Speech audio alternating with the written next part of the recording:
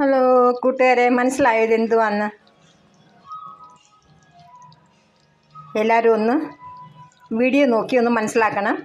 ഞാൻ ഡീറ്റെയിൽ ആയിട്ട് ഇത് എന്തുവാന്നുള്ള സാധനം ഞാൻ വീഡിയോ കൊടുത്തിട്ടുണ്ട്. എല്ലാവരും ഒന്ന് നോക്കണം. ഇഷ്ടപ്പെട്ടിട്ടുണ്ടെങ്കിൽ ലൈക്ക്, ഷെയർ, സബ്സ്ക്രൈബ് ചെയ്യണം. ഞാൻ സോയ ചങ്ക്സ് കൊണ്ട് ഒരു പ്രത്യേക കറി ഉണ്ടാക്കി കാണിക്കാം. ഇതെങ്ങനെ ഉണ്ടാക്കുന്നത് പറയട്ടെ. ഞാൻ സോയ ചങ്ക്സ് എടുത്തിട്ടുണ്ട്. വെള്ളം ചൂടാക്കി ഞാൻ അതിലോട്ടിട്ട് കുറച്ച് നേരം നമുക്കതങ്ങ് കുതിർത്ത് വയ്ക്കാം. ഇന്ന് നമുക്ക് സോയ ചങ്ക്സ് കൊണ്ട് ഒരു അടിപൊളി കറി ഉണ്ടാക്കാം. നമുക്കന്ന് തുടങ്ങാം. ഞാൻ ഒരു ചട്ടി എടുത്തിട്ടുണ്ട്. അതിലോട്ട് ഈ സോയ ചങ്ക്സ് ഇട്ട് കൊടുത്തു. കണ്ടോ, സോയ ചങ്ക്സ് ഇട്ട് കൊടുത്തു. ഒരു 200 ഗ്രാം തൈര് ഇട്ട് കൊടുത്തിട്ടുണ്ട്.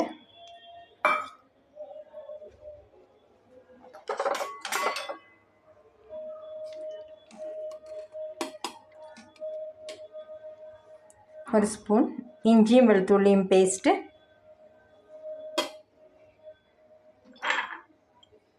അര സ്പൂൺ ഗരം മസാല,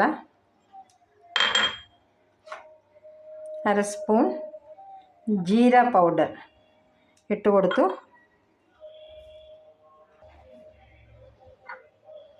ഒരു സ്പൂൺ മുളക് പൊടി, ഒരു സ്പൂൺ മല്ലിപ്പൊടി,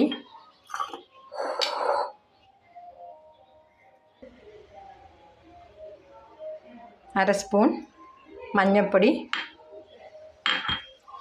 ഒരു സ്പൂൺ നാരങ്ങ നീര്.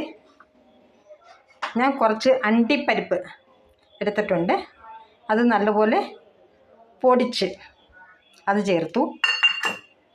പിന്നെ ഒരു 4 സവാള എടുത്തിരുന്നു. അത് വറുത്ത് പൊടിച്ച് വെച്ചേക്കാണ്. കണ്ടോ, അതും കൂടെ ചേർത്ത് കൊടുത്തു. പിന്നെ ആവശ്യത്തിന് ഉപ്പ്. ഇനി നമുക്ക് ഇതെല്ലാം കൂടെ ഒന്ന് മിക്സ് ചെയ്യാം.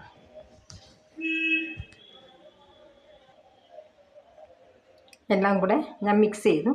ഇനി നമുക്ക് ഈ കറിക്കൊരു നല്ലൊരു കളർ കിട്ടാൻ വേണ്ടി ഞാൻ ഒരു ശകലം ഫുഡ് കളർ എടുത്തിട്ടുണ്ട്. അത് വെള്ളത്തിൽ കലക്കി അതോട്ട് ഒഴിച്ചു കൊടുത്തു. ഉണ്ടോ, ഞാൻ പിന്നെ എണ്ണ, ഇത് ഞാൻ ഉള്ളി ഇപ്പം വറുത്ത കോരി എണ്ണയാണ്. ആ എണ്ണ ഇതിലോട്ടങ്ങ് ഒഴിച്ചു കൊടുക്കുന്നുണ്ട്. ഇനി ഇതെല്ലാം കൂടെ നമുക്കൊന്ന് മിക്സ് ചെയ്ത് ഒരു 10 മിനിറ്റ് നമുക്കിത് റെസ്റ്റിന് കൊടുക്കാം. 10 മിനിറ്റായി. ഇനി നമുക്ക് അതുപോലെ എടുത്ത് അടുപ്പിലോട്ട് വെച്ച് അടച്ച് വെച്ച് ഒരു 10 മിനിറ്റ് ഒന്ന് വേവിച്ചെടുക്കാം. നമുക്ക് ഇതൊന്ന് ഇടയ്ക്കിടയ്ക്കൊന്ന് ഇളക്കി കൊടുക്കാം. അടി പിടിക്കാതിരിക്കാൻ വേണ്ടി ഇളക്കി കൊടുക്കാം. അല്ലേ, നല്ല തിളച്ച് വന്നു.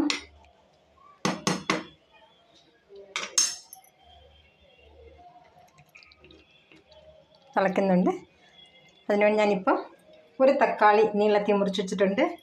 കുറച്ച് പച്ചമുളക്, കുറച്ച് കരിവേപ്പില. ഇത് നമുക്ക് ഇതെല്ലാം കൂടി ഇനി ഇതിലോട്ട് ഇട്ട് കൊടുക്കാം. കണ്ടോ,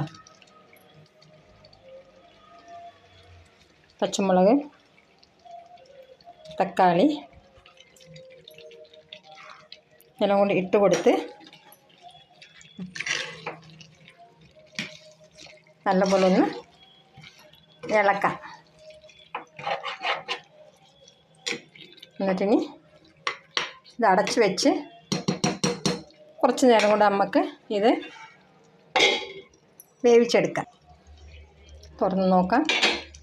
നല്ലപോലെ തിളച്ചു.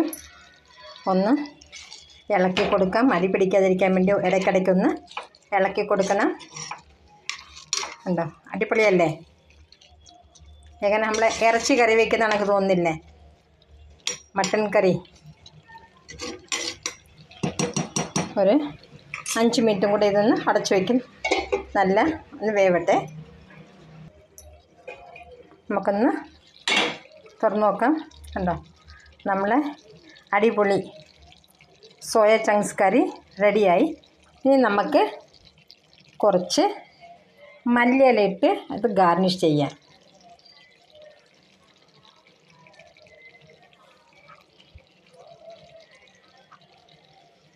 നമ്മളെ അടിപൊളിയായിട്ടുള്ള സോയ ചങ്ക്സ് കറി റെഡിയായി. എല്ലാവരും ഒന്ന് ട്രൈ ചെയ്യണം. വീഡിയോ ഇഷ്ടപ്പെട്ടിട്ടുണ്ടെങ്കിൽ ലൈക്ക്, ഷെയർ, സബ്സ്ക്രൈബ് ചെയ്യണം. ഞാനിപ്പം ഈ വീഡിയോ ഇടുന്ന ഹൈദരാബാദിൽ നിന്ന്. നിങ്ങൾ എവിടുന്നാണ് നോക്കുന്നതെന്ന് ഒന്ന് കമൻറ്റ് ചെയ്ത് പറയണം.